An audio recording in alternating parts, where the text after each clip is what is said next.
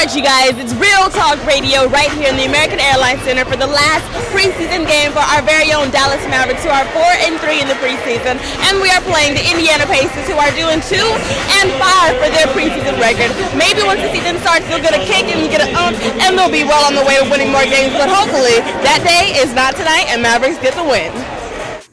Yeah, we made a lot of mistakes that are kind of beat yourself mistakes. And, we've been talking about it all training camp that one of the calling cards of this team has got to be that we don't beat ourselves. We did a lot of it tonight, but Indiana had a lot to do with it. I mean, they're the top defensive team in the league. They have great defenders. They have great length. They have tenacity, and they have toughness. And they made a lot of that stuff happen. But we got to do better. Another year in the league. What are you working on the most this season? It's just being efficient, being consistent for our team, and staying aggressive. That's really what I can get better at throughout the year. You mentioned that a lot of teams are going to be looking for you guys this season. Is there a different mindset this year? We've got to be much more focused. The way we started the game in the last couple of games. Granted we've won them, but just the way we start the games off is not going to cut it. When we play against tough teams like we've done against Chicago, Houston, we've seen, how they started games off and how we've been behind. We've came back, but, it's not going to cut it against the good teams. You got the win tonight. How are you going to take this into Tuesday's game? Well, we'll have to watch film, see the areas that we got to get better at to start off. But I think as a whole, again, knowing that we got to start off with more energy. We're a better team when we have energy and everybody's clicking. All right, so you guys were able to end the preseason with the win. Talk about what you guys did differently, especially in the second half. Well, I thought we played our defense. We were more aggressive. I thought we took the fight to them. Made them uncomfortable. Probably fouled a little bit more than we wanted to, but we did enough to get them out of that rhythm they were in the first half.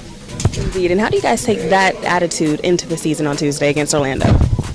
We just play defense. We rely on our defense more so than our offense. We rely on our defense to generate baskets for us, and really that's where our advantage was last year. Just be it defensively. We have guys for the most part that can guard their position straight up, and when we need help, we've got one of the best shot blockers and rim protectors in the league. So everything for us starts on the defensive end. That shows our togetherness. We're a very, very unselfish group because we have the same goal, same mindset in terms of wanting to win. Now, NBA vet, 10 years in the league. Take me back to draft night. Did you think you'd get this far? I did. I thought I would. I don't think anybody else did.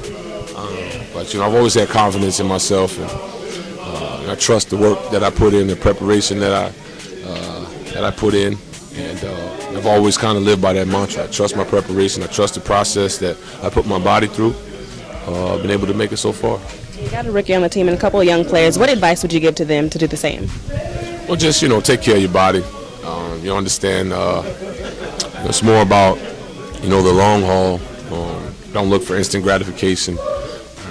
It's a process. You got to take your time, figure out the type of impact you can have in the league, and continue to develop that over the years.